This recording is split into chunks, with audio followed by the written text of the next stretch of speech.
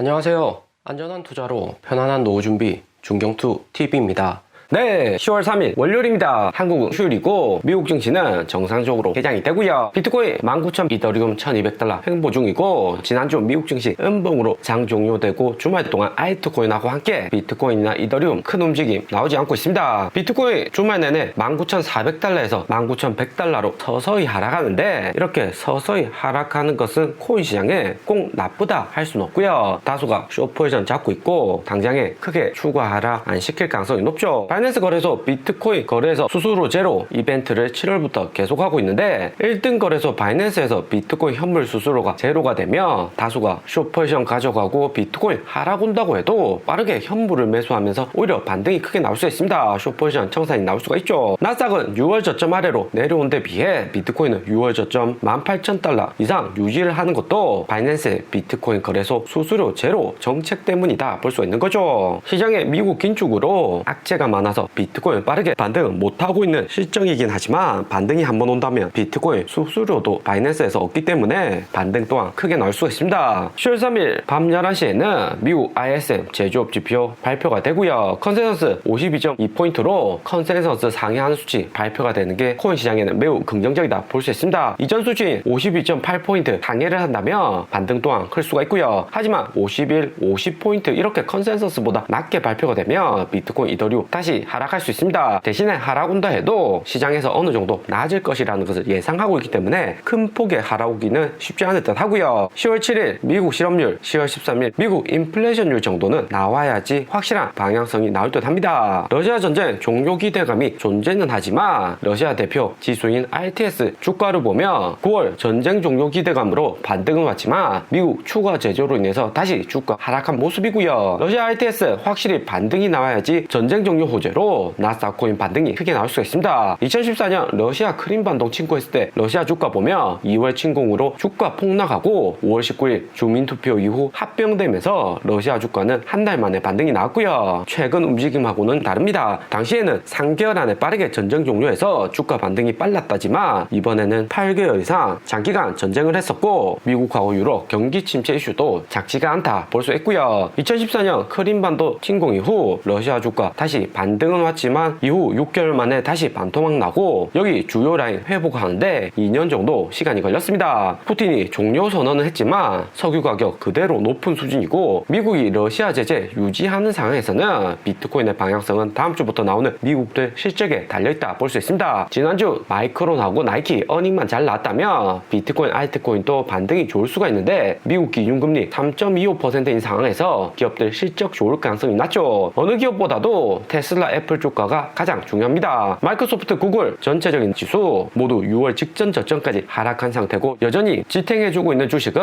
성장성이나 현금, 자산성 모든 부분에서 우수한 테슬라하고 애플이고요. 테슬라 265달러로 주가 분할 3대1 하기 전으로 치면 800달러 부근입니다. 테슬라의 6월 저점이 600달러인 것과 비교하면 상당히 선방을 하고 있는 주식이고요. 코인 나스닥이 현재 가격을 잘 유지를 하려면 테슬라나 애플이 3분기 실적이 매우 잘 나올 필요가 있습니다. 때문에 앞으로 테슬라 3분기 earning 어떻게 나올지 미리 스터디해보는 게 필요할 듯 하고요. 테슬라 3분기 earning 예상을 해보면 우선 10월 3일 테슬라 3분기 차량 인도 건수 발표가 되었습니다. 36만 5천 대 생산했고 34만 3천 대 인도를 했고요. 시장 컨센서스 36만 건보다는 테슬라 3분기 판매량은 낮은 상황이다 볼 수 있습니다. 트로이 테슬라이크 이분이 테슬라 판매량 주가 예측 잘 하시는 분인데 이번 3분기 테슬라 판매 대수는 에러 여기 오차율이 5.6%로 판매량 예측한 이래로 가장 높은 수치의 오차율 나왔고요. 시장 예상보다는 테슬라 3분기 차량 판매량은 낮았다는 의미죠. 하지만 테슬라 3분기 딜리버리가 10만 대 이상 비교해서는 10만 대 이상으로 높은 수치까지 상승을 했고요. 그리고 4분기에는 테슬라 차량 가장 잘 팔리는 시기로 40만 대 이상 판매를 예상한다고 합니다. 중경도 2020년 테슬라 분석할 때만 해도 테슬라 한 해 100만 대 만들 수 있을까 이런 예측이 많았는데 최근에는 한 분기에 테슬라 40만 대 제조를 발표를 합니다. 올해 테슬라 모델 4가지 모두 총 판매량 137만 대 예상을 하고 있고요. 최근 수치 보면 모델 3나 모델 S, 모델 X보다는 모델 Y SUV 버전이 판매량이 가장 많다 볼 수 있습니다. 4분기 예상 판매량인데 미국 긴축으로 판매량이 낮아진다고 해도 테슬라 한 해에 130만 대 충분히 판매를 할 듯 보이고요. 4분기 테슬라 44만 대 판매한다고 예측을 하고 있는데 연말로 갈수록 미국 긴축 강도도 강해지기 때문에 테슬라 차량 인도량 줄어들 가능성이 존재를 하는 거죠. 3분기 테슬라 차량 판매량 전년 대비해서는 크게 상승은 했다지만 시장에서 이미 선반영되어 있던 부분이고 팩트는 이번 3분기 판매량은 시장 예상치보다는 낮게 발표가 되었습니다. 거기에 테슬라 AI 대회에서 옵티머스 로봇 발표는 했는데 기존의 로봇들과 다르게 AI 지능이 있고 $20,000 낮은 가격 그리고 향후 공장에서 이렇게 테슬라 로봇이 일을 한다면 테슬라 미래 주가에는 매우 긍정적일 듯 하고요. 하지만 현실적으로 출시가 되는 데는 최소 3년 이상 시간이 걸리기 때문에 당장에 미국 긴축으로 현금도 부족한 마당에 테슬라가 AI 대회하고 3분기 딜리버리 미스로 주가 방어 잘 할 수 있을지는 좀 더 지켜볼 필요가 있다 볼 수 있습니다. 그리고 애플, 테슬라하고 함께 애플 매출도 큰 역할을 하고요. 아이폰도 한국 출시한 지 일주일도 안 됐지만 쿠팡에서 10% 할인된 가격으로 아이폰 14 일반 모델 거의 모든 컬러를 구매를 할 수 있습니다. 일반 모델보다도 아이폰 프로가 매우 판매가 잘 되죠. 아이폰 프로는 글로벌에서 완전 매진이고 프로 비중 생산을 55%에서 66%로 크게 확대를 한다고 합니다. 아이폰 일반 모델보다는 아이폰 프로만 잘 팔리는 거고요. 아이폰 프로만 잘 팔린다는 것은 그렇게 시장에 긍정적인 시그널은 아니다 볼 수 있습니다. 초기 판매 강도는 프로 모델이 결정을 하지만 판매가 지속이 되려면 일반 모델도 판매가 잘 되어야 되고요. 하지만 한국 내수 시장만 봐도 아이폰 14 일반 모델 판매량은 저조하다 볼 수 있습니다. 작년 아이폰 13 프로 보면 여기 M1, M3, M5 아이폰 출시하고 첫 한 달하고 세 달, 5번째 달까지는 여전히 잘 팔리다가 갈수록 판매량을 감소를 합니다. 아이폰 12 2020년 판매량이 가장 좋았고 아이폰 13 프로도 첫 한 달까지는 좋았지만 여기 M3 와서는 확실히 줄어들었다는 것을 알 수가 있고요. 아이폰 12보다 오히려 3개월째 판매량이 감소를 했습니다. 이후 5개월째 아이폰 13 프로 모델 다시 판매량 반등은 했지만 여기 반등 온 것이 애플이 좀 더 싸게 판매를 했거나 프로모션으로 인한 재고 처리로 판매량이 늘었다 볼 수가 있고요. 그러다가 쭉 하락을 했습니다. 때문에 애플 아이폰 14 프로가 최근에는 잘 팔린다고는 하지만 깜짝 판매량 증가하고 3개월, 5개월로 갈수록 판매량이 줄어들 가능성이 존재를 하는 거죠. 애플 3분기 매출이나 영업이익률은 좋을 듯은 하지만 내년 초 4분기 실적 발표할 때 어떻게 나올지가 관건일 듯 합니다. 애플이 주가 방어를 잘 해줘야지 나스닥이나 코인 가격도 큰 하락이 없는 거고요. 그리고 최근 코인 산업에서 가장 크게 이슈가 되고 코인 시장에 강한 호재로 작용할 것은